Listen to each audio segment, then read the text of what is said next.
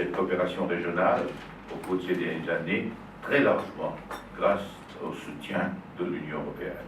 C'est effectivement grâce à ce soutien que la COI était en mesure, depuis 30 ans maintenant, de mettre en œuvre des projets de coopération. Il faudrait aussi que nos États s'impliquent davantage sur le plan humain, sur le plan financier, sur le plan matériel dans ces projets et surtout à l'horizon de 2020 pour assurer la pérennisation d'un certain nombre de projets. Il est tout aussi clair à mes yeux que le futur de notre organisation régionale et de ses capacités d'action dépend du maintien de notre alliance stratégique avec l'Union européenne qui assure aujourd'hui 80% des ressources financières de notre organisation.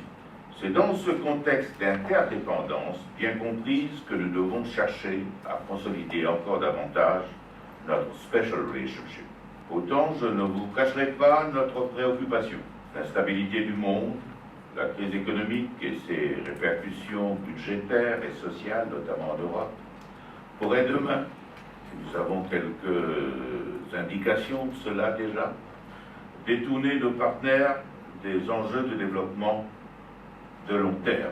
L'élargissement récent de l'Union européenne à des pays sans passé ni remords postcoloniaux ont transformé la nature de notre relation. Et nous discernons déjà quelques grandes tendances de ce qui nous sera proposé. Sans doute une baisse de l'aide publique au développement, une disparition progressive des mécanismes de stabilisation des prix des matières premières, peut-être une réduction des dons, un accroissement des prêts, une invitation à recourir de façon plus systématique au marché des capitaux. Ceci étant, nous sommes bien conscients que ce changement de paradigme risque d'impliquer moins de ressources disponibles pour le développement et un accès globalement plus coûteux à celle-ci. Dans ce contexte, la COI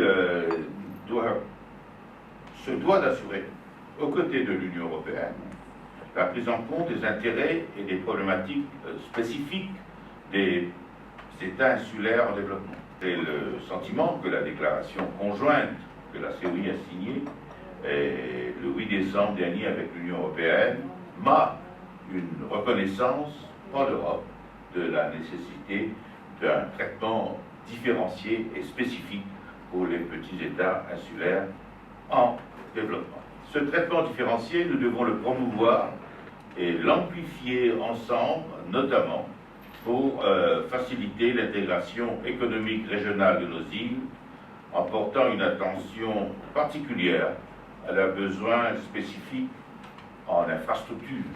Nous proposons que les contrats de consultance aux compagnies européennes intègrent plus systématiquement, comme indicateur de résultat, le transfert effectif de savoir-faire aux cabinets et consultants de la région.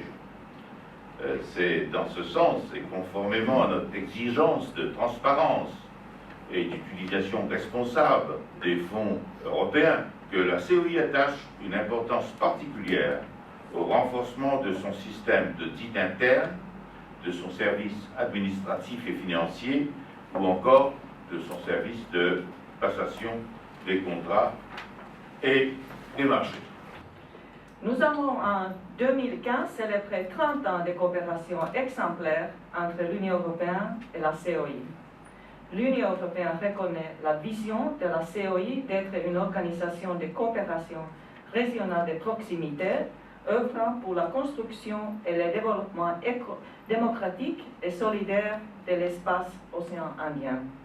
Depuis notre dernière réunion dans le cadre des dialogues politiques en 2013, nous avons assisté à plusieurs développements positifs dans nos relations et aussi un rôle accru de la COI dans la région de l'océan Indien, mais aussi sur les scènes internationales pour les thématiques importantes. Au niveau de notre coopération, l'Union européenne a soutenu et continue de soutenir la COI dans les domaines phares, notamment économique bleue et économie verte, mise en œuvre d'une stratégie régionale de la pêche, plan régional de surveillance des pêches, mise en œuvre de la stratégie de Maurice sous les petits États insulaires en développement, biodiversité et énergie renouvelable, paix et sécurité, promotion de la sécurité maritime et appui à la participation de la COI aux efforts de la communauté internationale à Madagascar, création d'emplois et innovation, appui à l'intégration régionale, notamment à l'entrepreneuriat jeune dans l'océan Indien.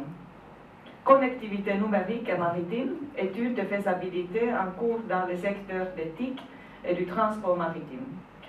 Après presque 2 ans de consultations et de négociations, nous avons signé en juin 2015 les documents de programmation du 11e Fête européen de développement pour la région Afrique australe et Orient et l'océan Indien, pour un montant total de 1,3 milliard d'euros jusqu'à 2020. L'enveloppe allouée spécifiquement à la COI s'élève à 50 millions d'euros.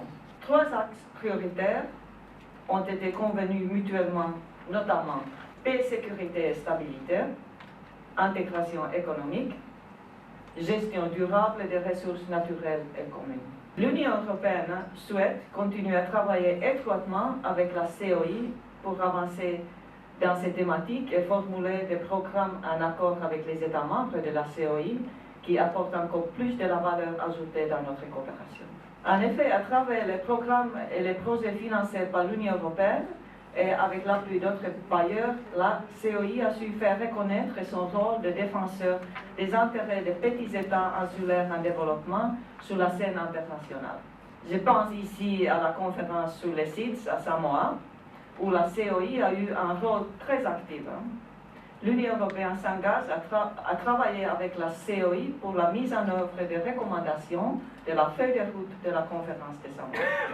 Nous nous réjouissons qu'un projet de notre 11e fonds de développement soit exclusivement dédié à la stabilité politique et à la gouvernance démocratique dans la région océan Indien. L'accord de partenariat ACP de l'Union européenne, de Cotonou, termine en 2020. L'Union européenne a lancé un processus de consultation très vaste auprès de tous ses partenaires pour formuler un nouveau accord cadre qui répond aux aspirations de tous.